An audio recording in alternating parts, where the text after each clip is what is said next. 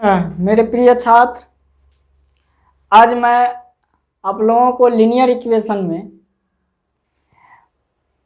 आप लोग को जो प्रॉब्लम लैंग्वेज वाला था उसका एग्जाम्पल बता रहा हूँ। एक बात तो याद रखिएगा कि आप लोगों को एग्जाम्पल भी पूछे जाते हैं एग्जाम में, इसीलिए मैं एग्जाम्पल बता रहा हूँ। है नीचा क्लास है, 8 क्लास बहुत नीचा मानते हैं हम, तो इसलिए नीचा क्लास जो मानते हैं, तो इसलिए अगर आप लोग जो है नीचे क्लास होने की वजह से मैं सोचता हूँ कि आप कुछ सीखे और स्लो चल रहा हूँ, तो आप लोग इसको ध्यान में रखिएगा। अभी हम जो है लैंग्वेज वाला में चल रहे हैं जो कि सम एप्लीकेशन कहलाएगा, तो इसका जो है ना एग्जाम्पल नंबर 5 होगा, क्योंकि एनसीईआरटी है ना, इसमें क्या क्या है ना, तो एग्जाम्पल 1 2 3 यानी कि सब एक्सरसाइजें मिला के लिया है। तो लीनियर इक्वेशन का जो हम एग्जाम्पल लेते हैं ना, वह एग्जाम्पल नंबर 5 में हम लोग देख लेते हैं।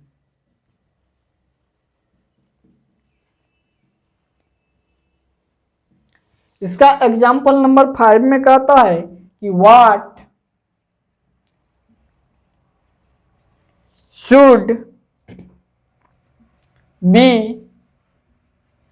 Added to twice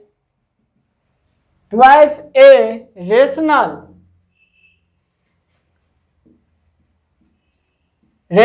number -7/3 to get 3/7। मैं मानता हूं कि बहुत सारे लोग स्लो स्टडी करना पसंद नहीं करते होंगे, लेकिन जब तक आप स्लो स्टडी नहीं कीजिएगा तो आपको समझ में नहीं आएंगे, इसलिए स्लो जरूरी है। तो देखिए, what should be added to twice a rational number -7/3 to get 3/7। ये कह रहा है कि कौन यानी क्या, शुड मीन्स चाहिए, बी एडेड यानी कि ऐड करने के लिए, to twice a rational number यानी कि -7/3 को अगर दुगुनी कर दिया जाए तो उसमें क्या जोड़ दे तो हमको 3/7 प्राप्त होगा। याद रखिएगा कि अब हम अपने तरीका से इसको बोल देते हैं, ऐसी कौन सी संख्या जोड़ा जाए, ऐसी कौन सी संख्या जोड़ा जाए जो रेशनल नंबर ट्वाइस में जो कि 3/7 प्राप्त होगा।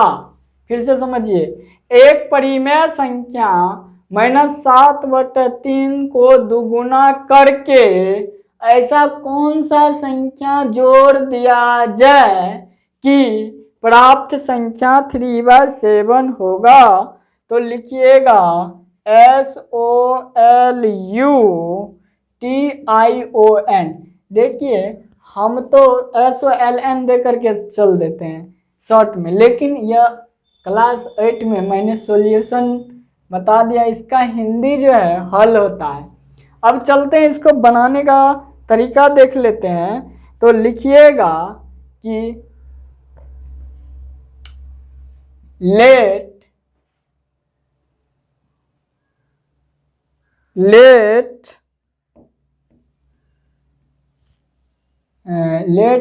Be added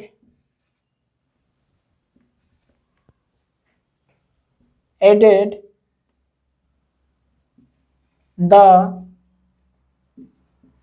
number x। हम क्या करते हैं ना, इसमें x नंबर को ऐड कर देते हैं, संख्या को ऐड कर देते हैं। तब चलते हैं अकॉर्डिंग टू क्वेश्चन में, तो ये क्या हो जाता है ना, x + 2 गुना -7/3 हो जाता है और इक्वल टू क्या हो जाता है ना, 3/7 हो जाता है। प्रिय छात्र, मैं बुक के अनुसार नहीं अपने अनुसार बना रहा हूं और आप भी समझे। Let be added the number x या let the number be added x, ऐसे लिखिएगा। तो यहाँ क्या हो गया, x प्लस इतना हो गया। अब क्या लिखिएगा, तो x plus minus 14/3 equal to 3/7, x equal to 3/7 plus 14/3। ये क्यों हुआ, तो ये LHS से RHS में आया और माइनस है तो प्लस हो गया। हम आपको समझाएंगे इससे पहले वाला फर्स्ट क्लिप में ही। 7 प्लस 14/3 हुआ। अब जब हम इसका LCM लेते हैं तो 7 3 को क्या होता है, मल्टीपल कर देना होता है। तो ये 21 हुआ। अब 7 3 जा 21, तो यहाँ क्या हो गया, 9 हो गया। और 3 7 जा 21, तो यहाँ 14 7 जा 98 होता है। अब इनको 8 कर देंगे,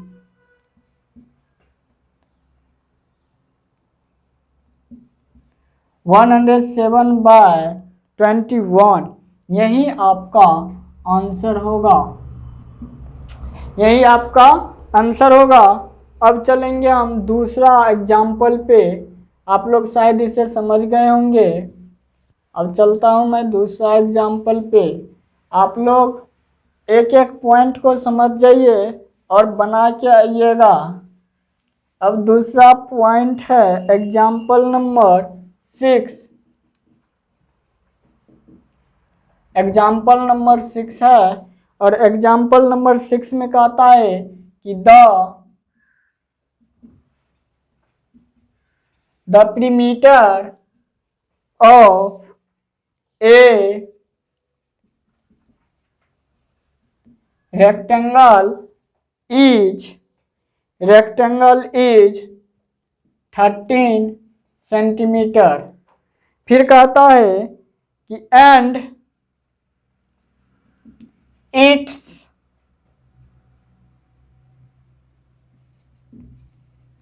width is 2/3/4 centimetre. Find its length. देखिए, the perimeter of a rectangle कहता है कि एक आयत का परिमाप 13 सेंटीमीटर दिया है एवं उसका चौड़ाई 2/3/4 सेंटीमीटर दिया है। तो find its length. Simple, very simple है। यानी लंबाई ज्ञात करने का रहा तो उसको मान लीजिएगा x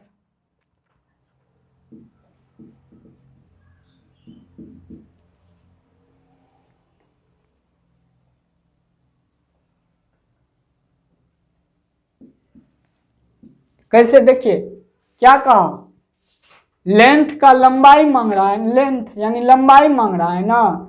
तो आप इसको लिख दीजिएगा कि let the LENGTH let the length of the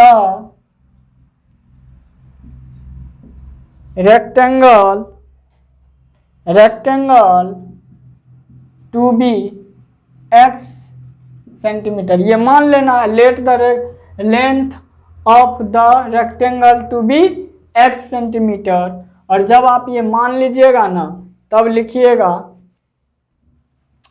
according to question. देखिए यहाँ ए से अकॉर्डिंग कर दिए हैं। अकॉर्डिंग का ACCORDING अकॉर्डिंग होता है, यानी अनुसार होता है, प्रश्नानुसार या प्रश्न से इसे बोल सकते हैं। तो होता क्या है ना, तो perimeter of rectangle equal to होता है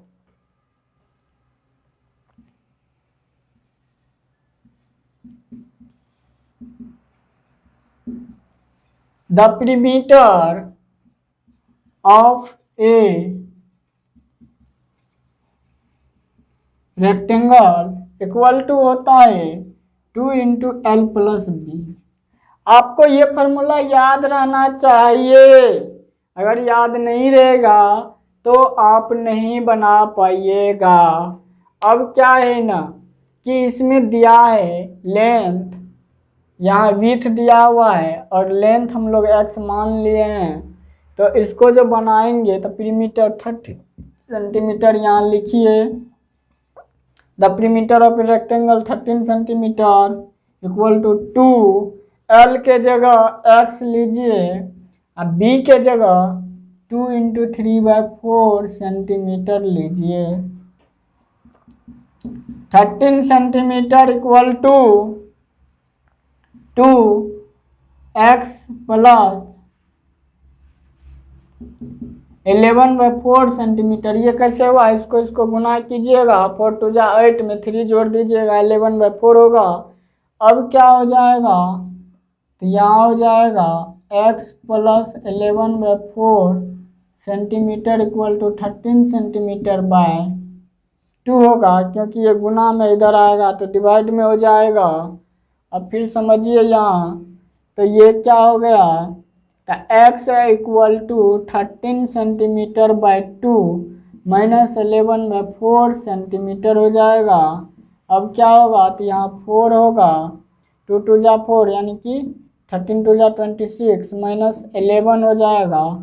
यहाँ 6 में से 1 जाएगा तो 5 और 2 में से 1 जाएगा तो 15/4 सेंटीमीटर। यही आपका आंसर होगा, 15/4 सेंटीमीटर आपका आंसर होगा। और इसको अगर ज़्यादा से ज़्यादा तोड़िएगा अगर, तो ये देखिए किस तरीके से टूट जाएगा।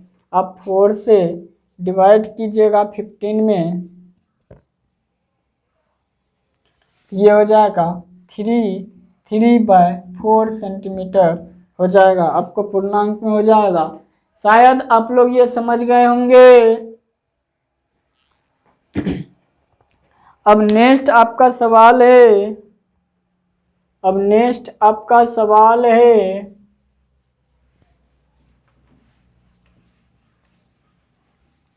अभी हम एग्जाम्पल बता रहे हैं, आप लोग एग्जाम्पल को फॉलो कीजिएगा। एग्जाम्पल भी बहुत इम्पोर्टेंट है। हाँ, मैथ में तो हिंदी मीडियम इंग्लिश मीडियम कीजिएगा ही नहीं, क्योंकि पूरा हल्का है। जब तक नहीं समझिएगा तो बन नहीं पाएगा, ठीक है। मैं मानता हूं कि सभी स्टूडेंट समझता होगा। तीसरा सवाल है, यानी एग्जाम्पल नंबर 7 है। एग्जाम्पल्स नंबर 7 है कि the present age of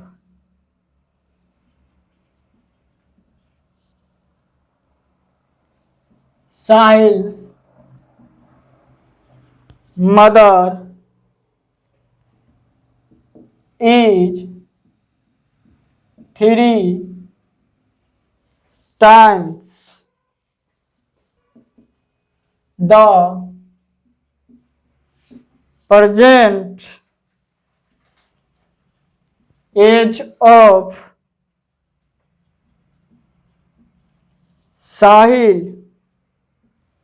Sahil after 5 years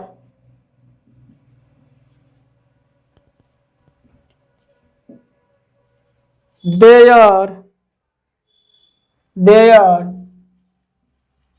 age will add to 66 years.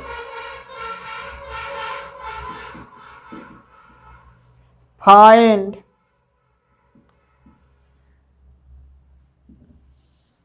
their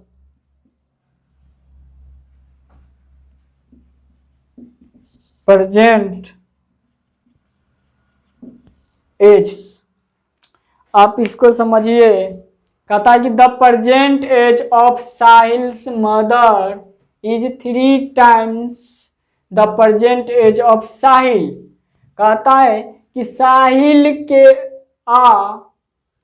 साहिल का वर्तमान उम्र जो हाँ, वर्तमान उम्र जो है साहिल के माँ के वर्तमान उम्र 3 गुना है साहिल के उम्र से, यानी कि the present age of Sahil's mother, यानी कि साहिल्स के माँ का वर्तमान उम्र 3 times the present age of Sahil, यानी साहिल का वर्तमान उम्र से 3 गुना है।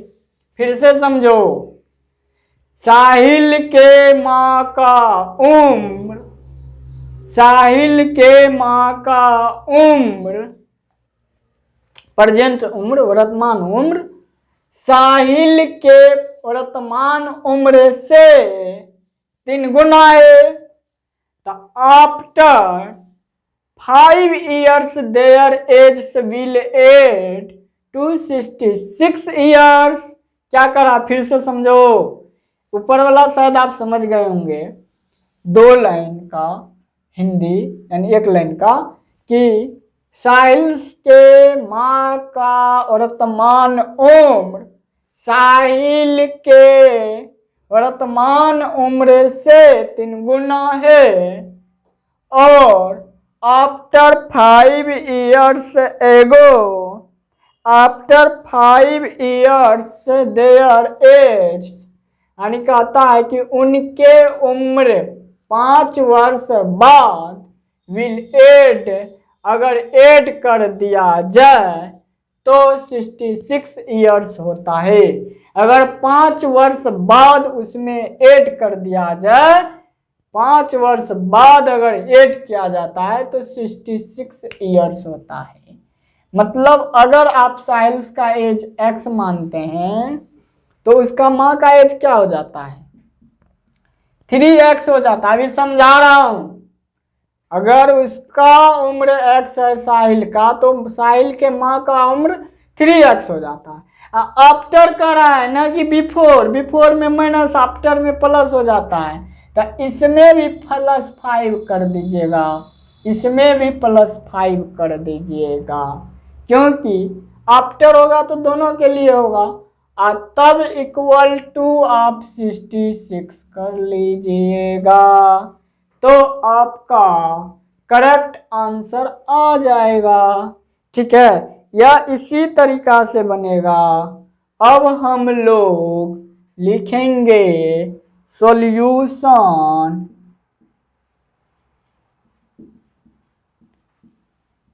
Solution let x be the present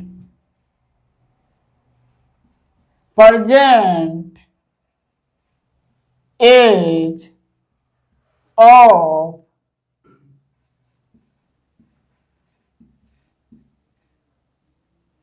Sahil, then तब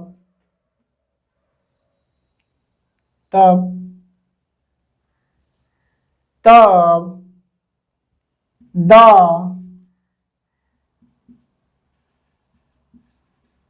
present age of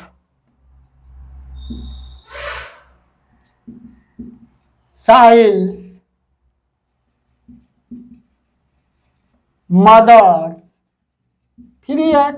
देखो, let x be the present age of Sahil, Sahil का मैं वर्तमान उम्र x मान लिया, जो कि मैंने यहाँ आपको समझाए थे, और देन तब the present age of Sahil's mother 3x, तो तब जो है क्या हो गया, तो साहिल्स के माँ का वर्तमान उम्र 3x हो गया।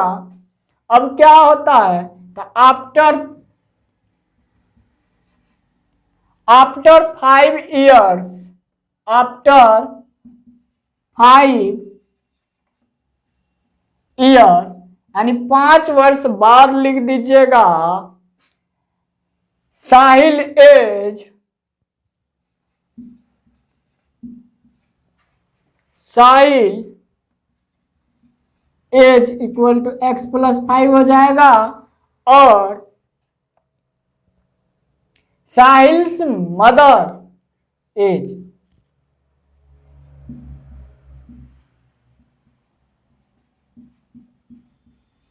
मदर्स एज क्या हो जाएगा, तो ये हो जाएगा आपको 3x + 5, जो कि मैंने यहां समझा दिए पहले। अब क्या होगा, तो लिखिएगा,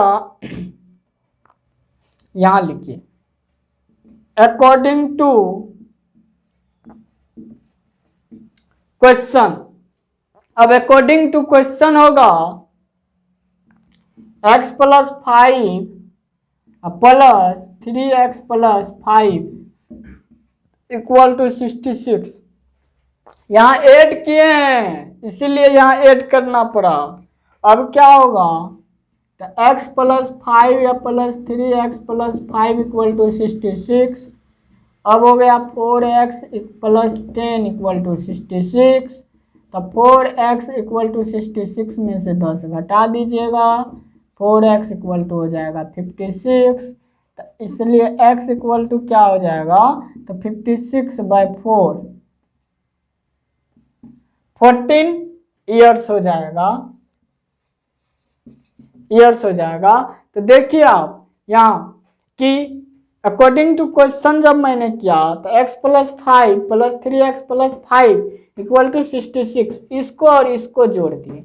एक बात तो याद रखिएगा, हम गिर रहे हैं आप नहीं गिरिएगा, इतना प्रश्न आप नहीं भी ये लिखिएगा और डायरेक्ट अकॉर्डिंग टू क्वेश्चन कर दीजिएगा तब भी सही होगा।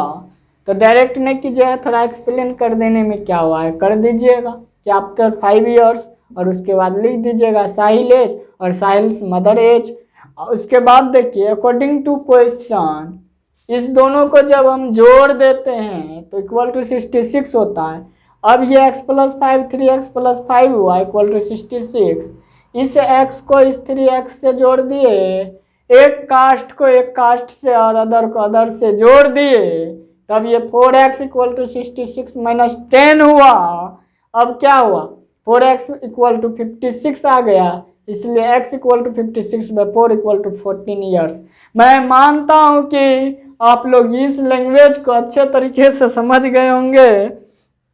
तो अब क्या हुआ, तो साहिल का एज निकल गया और साहिल्स के मदर का एज भी निकल जाएगा। तो आप लिख दीजिएगा हेंस, आप लिख दीजिएगा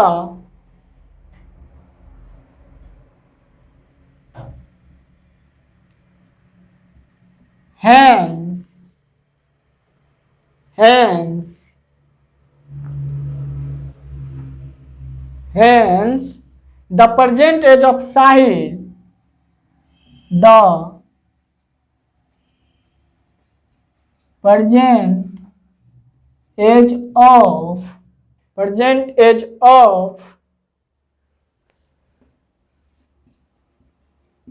Sahil = 14 years